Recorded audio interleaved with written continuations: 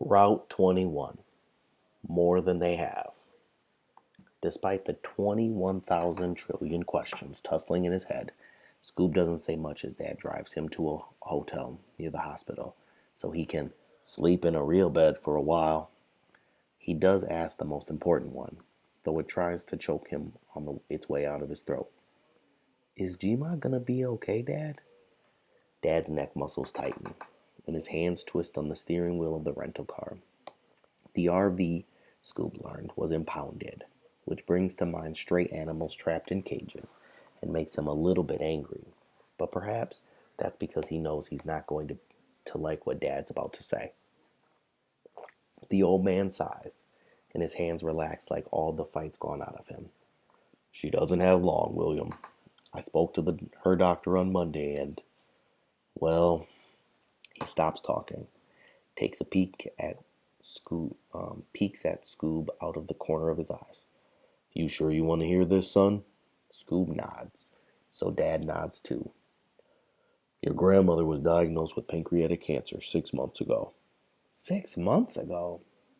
Mm-hmm. And she told the doctor she didn't want treatment, wanted to let it run its course. Dad shakes his head sadly. Doc said she had no idea how your grandmother was even doing because Mom, Gma, quit coming in for checkups. She'd already reached stage 3 and... Dad pauses to take a breath. Scoob doesn't say a word. That means it's spreading fast, William, Dad says. But she seemed fine, comes Scoob's reply, unbidden. If people have cancer, shouldn't they seem sick? It's like that sometimes, Dad says with a shrug. There aren't always symptoms you can see. Now Scoob's eyes are wet again. He's pretty sure he's cried more over the past 24 hours than he has in his whole life. So, she's gonna die? The air in the car gets soupy, and Scoob can tell the question is hitting Dad harder than Scoob realized it would.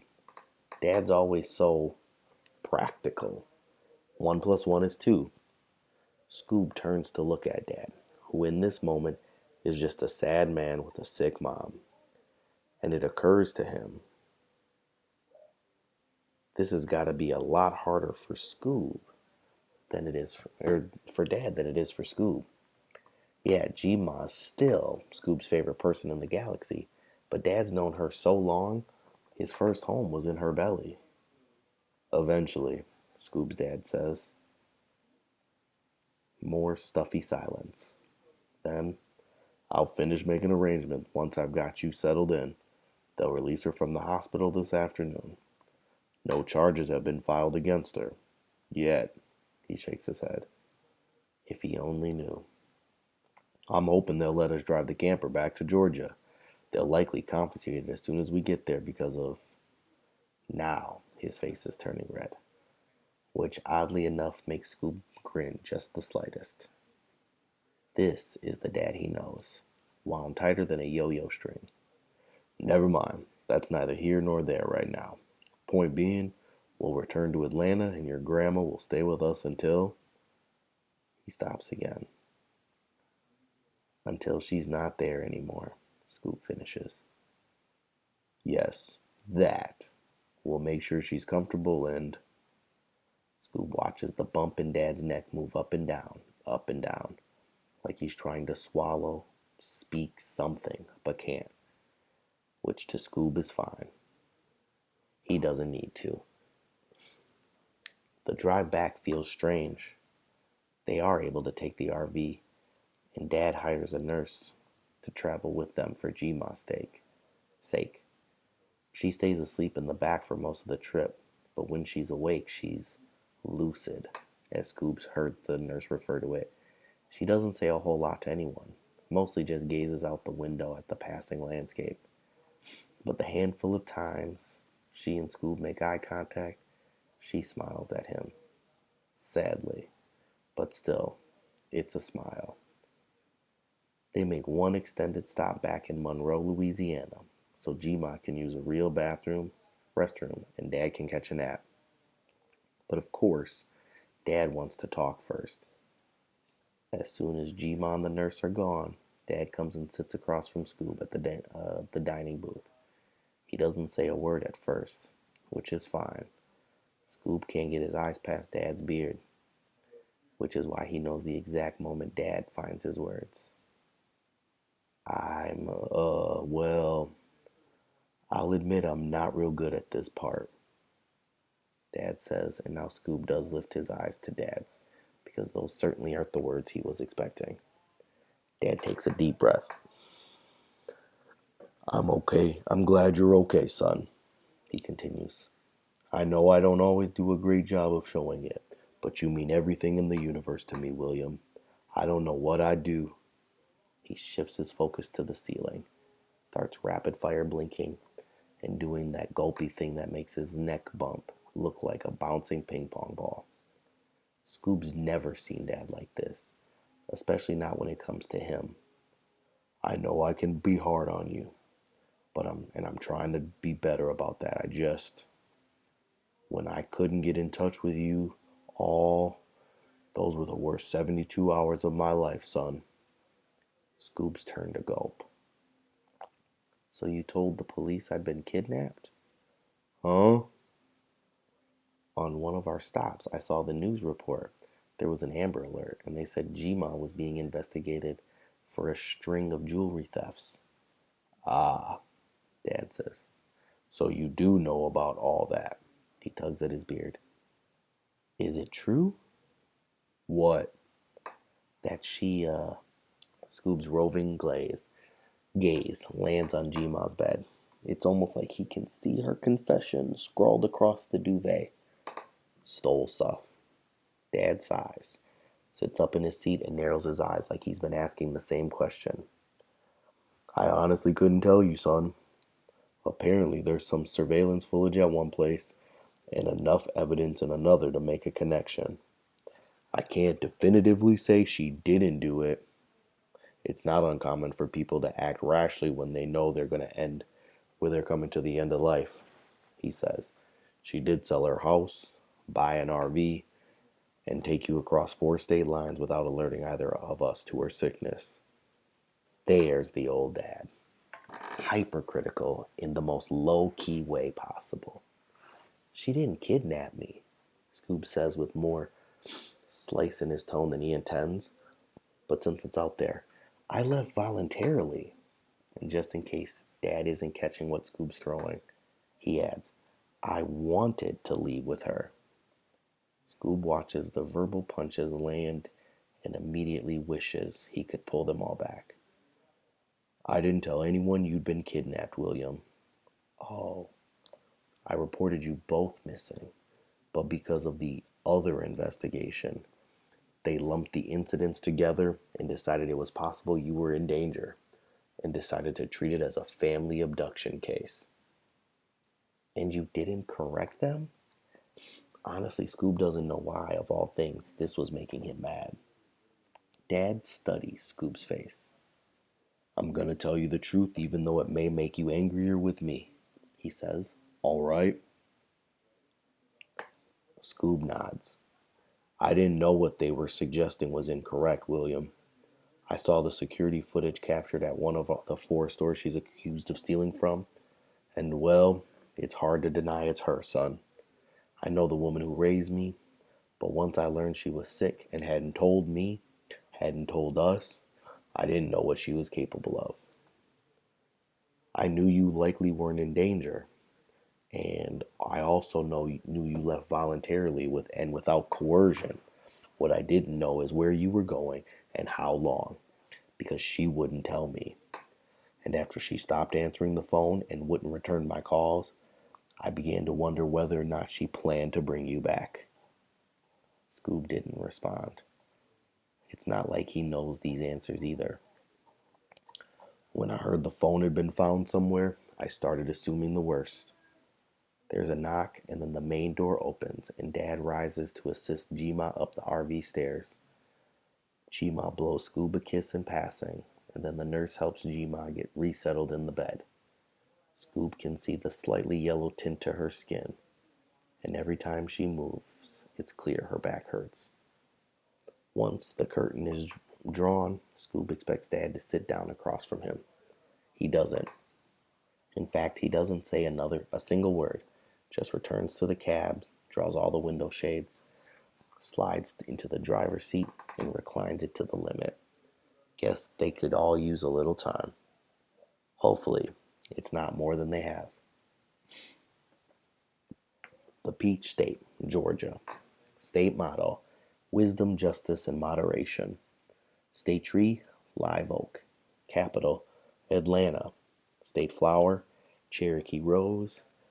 State bird: brown thrasher. Fun fact: #1 producer in the United States of the 3 P's: peanut, pecans, and peaches. Route 22. Good. They get 17 more days. Most of them good. Route 23. Going for a drive. Scoob is strangely resolute as he and Dad return home from picking up the ashes. It was odd to him that there wouldn't be a funeral, but when Dad showed him the spot in G-Ma's will where she requested for things to be this way, Scoob didn't ask questions. Just picked an urn made from the same type of wood as G-Ma's treasure chest. He glances over his shoulder at where the urn is sitting in the back seat. Dad didn't say a word as Scoob gingerly placed it there and strapped it in the seat belt.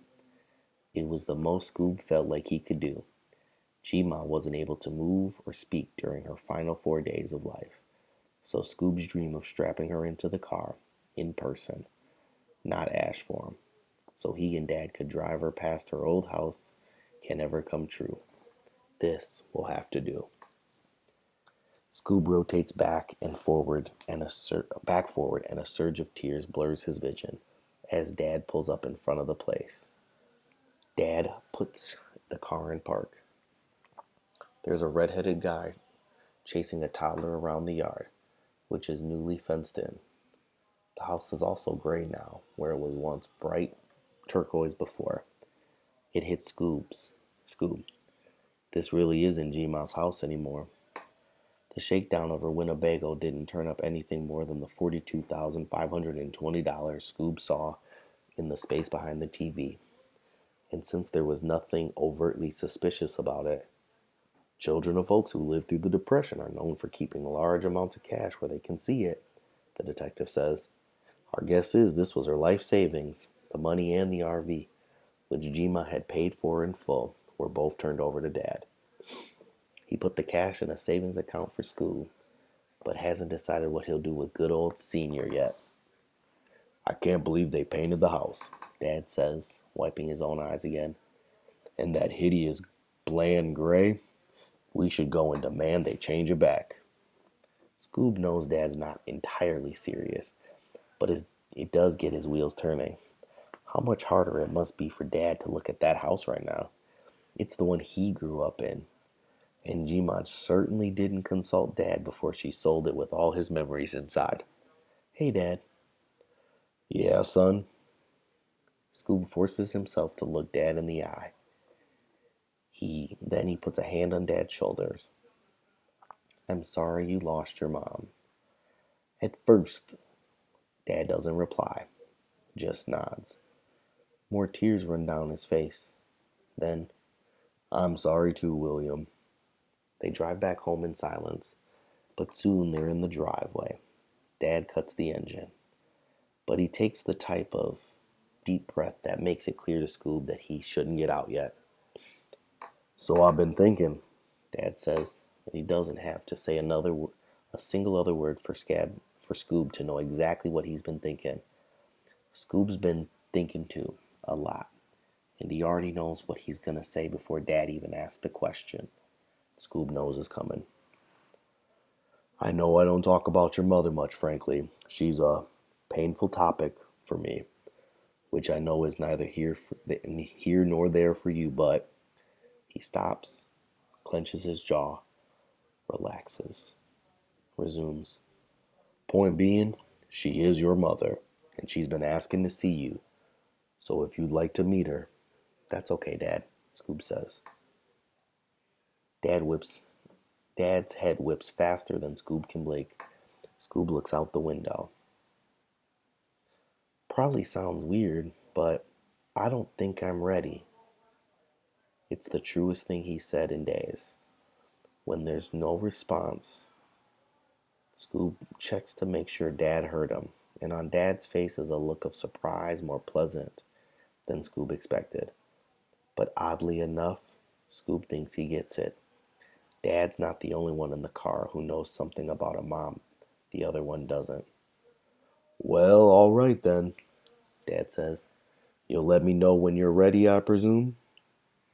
For the first time in days, Scoob really smiles. Feels good, this being on the same page thing. Yeah, Dad, he says. I will. Scoob has no idea what prompts him to open Gma's treasure chest and re-examine the contents 3 days later. But he's got everything spread out on the floor in his bedroom, and he's going through it all piece by piece. He unfolds the Mexico map, which he hadn't done before, and is shocked to discover there's a second circle in addition to the one around Juarez, a city called Guaymas on the Gulf of California. Puts it down and checks the green book again. Playa de Cortez is underlined between Guaymas. Scoob has no idea how he missed it. His eyes rove over everything else on the floor and hook onto the necklace with the key charm. Scoob smiles. He laid it out the exact way Gma did in Mississippi. He carefully picks up the thin gold chain, turns it over, rubs a thumb over the key, then holds it up to the light and squints at it. His eyes drop to the treasure box. Laying the necklace back down, Scoob picks up the wooden chest and takes it back over to his desk so he can get a better look at it under the light of his lamp. Despite feeling like he's desecrating a holy relic, he flips it over and runs a hand along the bottom, feels all the grooves and edges, holds it close to his ear and gives it a shake. Still though, he sets it down and lifts the lid, traces his fingers along over the velvet interior, sides, back, bottom. There's a bump, a tab it seems, against the front interior wall, just behind where the latch sits on the outside. Scoob wedges a fingernail behind it and tugs until a little flap pops open, revealing a small hole beneath. Scoob looks over his shoulder at the gaping entrance to his bedroom. Dad's loosened up a bit since they got back home, but the no closed door policy still stands. Hopefully the guy doesn't decide to come upstairs in the next couple of minutes, because Scoob grabs the necklace and pushes the little key down into the exposed hole of the box. Perfect fit. And the bottom of the box pop open, revealing a folded sheet of white paper with William Armando Scuba-Doob Lamar scribbled on the outside. And when Scoob takes it out, he uncovers enough shiny, sparkly, glittery stuff to surely pay for college, buy him a car, and maybe get him a decent sized house too. There are necklaces, bracelets, earrings, a pair of pink diamond included brooches or brooches or whatever the heck those weird bedazzly things with the safety pins on the back are called, all strapped down and or tucked into weird cushion crevices. He unfolds the note. You're a good egg, Scooby-Doo. Don't ever let anyone tell you different. Thank you for your impeccable wingman service to this old lady on her final adventure. Love you forever, Gma. Quick as he can, Scoob shuts the hidden compartment, locks it, conceals the keyhole, and runs from his room. Dad, he says, practically throwing himself down on the stairs. He skids around the corner and into the living room. Whoa, son, where's the fire? Dad, we gotta go on a trip. One of Dad's thick eyebrows shoots up, and Scoob looks at the urn on the mantel. Dad follows his focus. They hold this position for who knows how long. Dad sitting in his chair, Scoob standing beside him, both staring at what remains of Ruby Jean Lamar, mother, grandmother, wife, pilferer of jewels, then look back at each other. Dad nods. I'll book us a flight. But Scoob shakes his head. No. Scoob doesn't reply. He knows there's no need to. Dad returns his gaze to the urn and sighs, smiles sadly. Guess we're going for a drive. Route 24. Clean getaway. Dad's a good sport.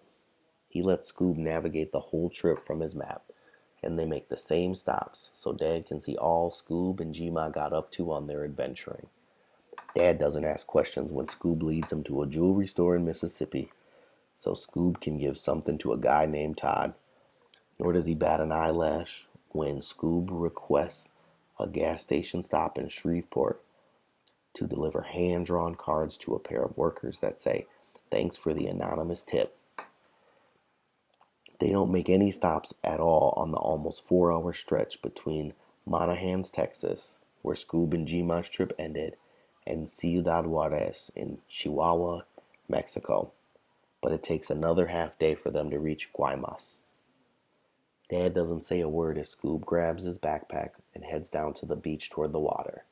Just stares into the campfire he and Scoob built together from scratch.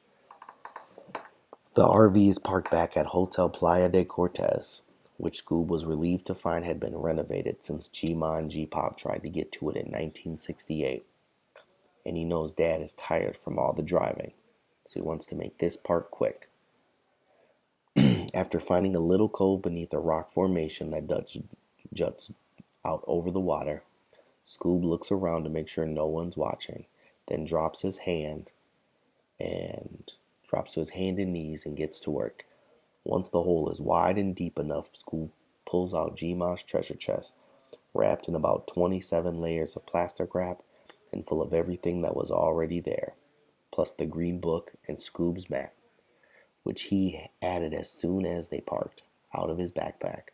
And before he can think too much about it, he sets it down in the hole and shoves the dirt back. "Finally made it, G-Ma," he says. Then, after a quick swipe at his eyes, Scoob stands and he smiles. "You made a clean getaway." The end.